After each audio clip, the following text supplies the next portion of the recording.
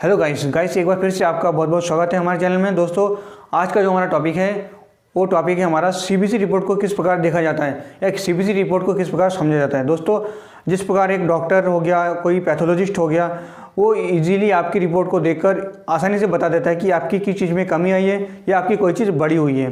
तो आज हम आपको बताएंगे कि किस प्रकार डॉक्टर या पैथोलॉजिस्ट बता देता है। दोस्तों जो सीबीसी रिपोर्ट होती है वो एक कॉमन रिपोर्ट होती है, लगभग हर किसी को कराई जाती है, क्योंकि इसमें जो सीबीसी होता है कंप्लीट ब्लड काउंट होता है। पूरे शरीर का जो ब्लड होल ब्लड होता है, होल ब्लड का एक कंपोजिशन या फिर एक काउंट निकल के आता है, जिस वजह से ये लगभग हर एक पेशेंट को कराया जाता है। दोस्तों कभी ना कभी किसी न किसी दिन आपको या आपके किसी परिवार के किसी सदस्य को सीबीसी रिपोर्ट जरूर करा गया होगा।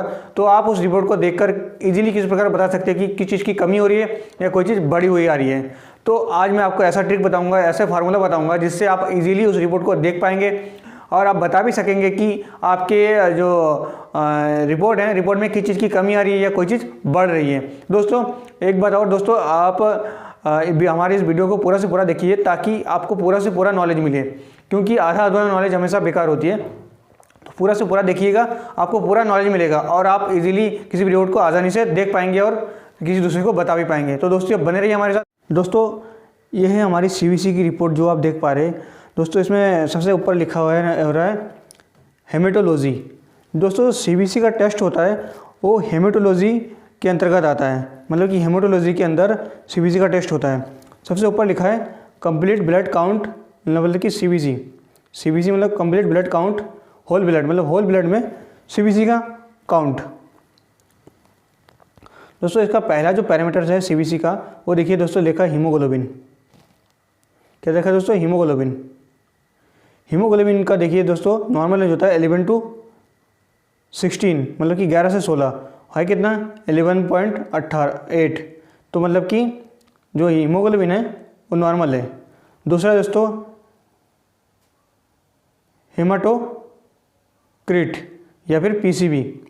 हेमाटोक्रिट पीसीबी दोनों एक ही चीज़ है। और इसका दे रखा है दोस्तों जो टेस्ट आया हुआ है 35.1 है, होना कितना चाहिए? 36 to 51, मतलब कि ये कम है। तो ये देखिए जाहिर सी बात है, जो कम है तो नीचे एक अंडरलाइन आ रहा है और जो ये आ रही है ये डार्क ब्लैक में आ रहा है, डार्क ब्लैक साथ में नीचे एक अंडरलाइन आ रहा है और सामने लिखा भी है एल मतलब कि लो, मतलब कि कम है। तो हम इजीली बता सकते हैं कि ये जो रिपोर्ट है, इस रिपोर्ट में जो है कि पीसीबी है वो कम आ रहा है। उसके बाद दोस्तों आ रहा है नेक्स्ट पैरामीटर है आरबीसी।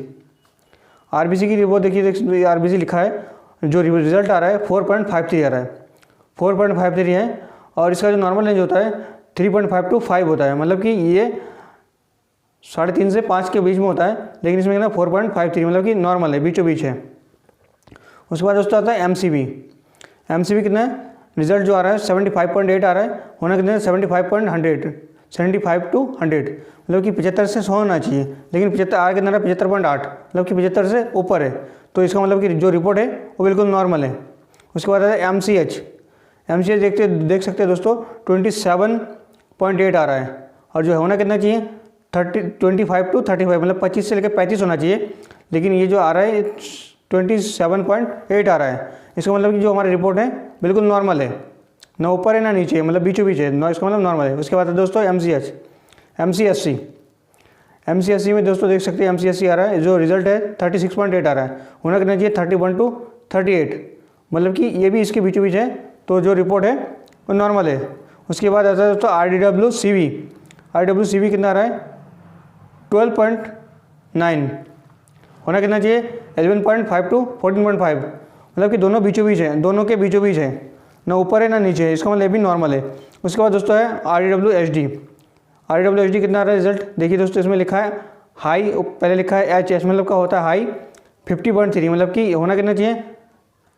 35 to 36 होना चाहिए, लेकिन 46 होना चाहिए, 35 to 46 होना चाहिए, और 50 आ रहा है। तो इसका मतलब कि बड़ा हुआ है, बड़ा हुआ का मतलब कि हाई है, हाई आ रहा है। इसका मतलब ये ब्लैक लेटर डार्क ब्लैक में भी आ रहा है और नीचे एक अंडरलाइन में भी, और सामने हाई लिखा है, एच लिखा है, तो इसका मतलब कि ये बड़ा हुआ है। उसके बाद दोस्तों प्लेटलेट्स काउंट 1 कितना है इसमें? पहले लिखा है एल लिखा है, उसके बाद 1.26, ये डार्क ब्लैक में आ रहा है, नीचे अंडरलाइन भी है, इसका मतलब कि ये कम होगा या ज़्यादा। तो सामने एल लिखा है, इसमें हम आसानी से इजीली समझ जाएंगे कि एल मतलब कि लो हो रहा है। होना कितना चाहिए? 1.5 लाख से लेकर 4.5 लाख के बीच होना चाहिए, लेकिन 1,26,000 है, इसका मतलब ये लो है, ये सामने दे रखा है। उसके बाद दोस्तों MPV आता है। MPV का मतलब होता है मीन पेनिट्रेट वॉल्यूम। दोस्तों इसका जो नॉर्मल रेंज होता है वो होता है 7 to 11, मतलब 7 से लेकर 11 होना चाहिए, लेकिन ये आ रहा है 14.2 और सामने लिखा है H मतलब कि हाई, मतलब कि ये बड़ा हुआ आ रहा है।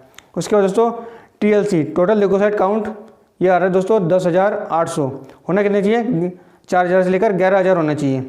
तो 11,000 से नीचे और 4,000 से ऊपर है, इसका मतलब कि ये नॉर्मल है। उसके बाद दोस्तों आता है differential leukocyte count whole blood, मतलब कि होल ब्लड में डिफरेंशियल ल्यूकोसाइट का काउंट की जो वैल्यू है वो हम इस बार बताएंगे आपको। दोस्तों इसमें सबसे जो पैरामीटर्स है DLC में डिफरेंशियल ल्यूकोसाइट काउंट में, उसमें न्यूट्रोफिल्स देख सकते हैं, ये न्यूट्रोफिल्स लिखा है, ये आ रहा है 70। होना कितना चाहिए? 40 to 70, मतलब कि 40 से 70 के बीच होना चाहिए, लेकिन है कितना? 70, इसका मतलब कि ये नॉर्मल है। दूसरा है लिम्फोसाइट आ रहा है कितना? आ रहा है 26 आ रहा है। होना कितना चाहिए? 20 to 40, मतलब 20 से लेकर 40 होना चाहिए, 26 आ रहा है, इसका मतलब कि ये भी नॉर्मल है। उसके बाद दोस्तों है इस्नोफिल्स कितना होना चाहिए? 1 to 6 होना चाहिए, लेकिन है कितना? 0 to, मतलब कि 1 से 6 के बीच में है, इसका मतलब ये नॉर्मल है। उसके बाद आता है दोस्तों मोनोसाइट में देख सकते हैं, मोनोसाइट कितना है? 0.2 आ रहा है। होना कितना चाहिए? 2 से 10 होना चाहिए, 0.2, इसका मतलब कि ये भी नॉर्मल है। उसके बाद दोस्तों बेसोफिल्स आ रहा है 0.0, होना कितना चाहिए? 2 से कम होना चाहिए, मतलब 2 से नीचे होना चाहिए, चाहे 0 हो। तो इसमें 0.0 है, इसका मतलब ये भी नॉर्मल है। उसके बाद दोस्तों आ रहा है एब्सोल्यूट न्यूट्रोफिल्स काउंट, ये दोस्तों है 7.0 आ रहा है। होना कितना चाहिए? 2 to 7, मतलब कि 2 से 7 होना चाहिए, और आगे कितना? 7, तो इसका मतलब ये नॉर्मल है। उसके बाद दोस्तों आ रहा है एब्सोल्यूट लिम्फोसाइट्स काउंट, ये कितना होना चाहिए? 1 to 4 होना चाहिए, 1 से 4 होना चाहिए, है कितना? 2.6, मतलब कि ये भी इन दोनों के बीच है, तो ये भी नॉर्मल हुआ। उसके बाद है दोस्तों एब्सोल्यूट मोनोसाइट काउंट, मोनोसाइट कितना होना चाहिए? 0.2 से 1 पॉइंट तक होना चाहिए, 0.2 से 1 पॉइंट तक, तो है कितना? 0.2 है, इसका मतलब ये भी नॉर्मल है। उसके बाद एब्सोल्यूट इस्नोफिल्स काउंट कितना होना चाहिए? 0.02 से 0.05 होना चाहिए, है कितना? 0.2 है, मतलब कि ये नॉर्मल है। उसके बाद दोस्तों आता है ESR लास्ट में। ESR का मतलब होता है एरिथ्रोसाइट सेडिमेंटेशन रेट। इसकी जो नॉर्मल वैल्यू होती है दोस्तों 22 से नीचे होना चाहिए, 0 से लेकर 22, मतलब 22 से नीचे होना चाहिए, चाहे जितने भी हो, 10 हो, 11 हो, 12 हो, ठीक है। तो ये कितना आ रहा है? 32 आ रहा है। देखिए दोस्तों 32 आ रहा है, और सामने लिखा है H, और ये डार्क ब्लैक में आ रहा है, मतलब कि डार्क ब्लैक है, नीचे अंडरलाइन भी है और सामने H भी है। इसका मतलब हम समझ जाएंगे, हाँ H का मतलब होता है हाई, मतलब कि ये बढ़ा हुआ है। तो इस प्रकार रिपोर्ट को हम इजीली देख सकते हैं, आसानी से बता सकते हैं कि कौन सी चीज़ बढ़ी हुई है या कौन सी चीज़ घटी हुई है, और किसका नॉर्मल रेंज कितना है, किसका नॉर्मल रेंज ज़्यादा है या कम है। तो इस प्रकार हम इजीली इस रिपोर्ट को देख सकते हैं, या इस प्रकार के किसी भी रिपोर्ट को इस प्रकार हम देखते हैं, ताकि हम बता सकते हैं कि आपकी रिपोर्ट में ये चीज़ की कमी हो रही है या चीज़ आपकी बॉडी में बढ़ी हुई आ रही है। तो दोस्तों ये था हमारे समझाने का तरीका। दोस्तों मैं उम्मीद करता हूँ कि आपको अच्छे से समझ में आया होगा, या मैं अच्छे से समझा पाया हूँ आपको।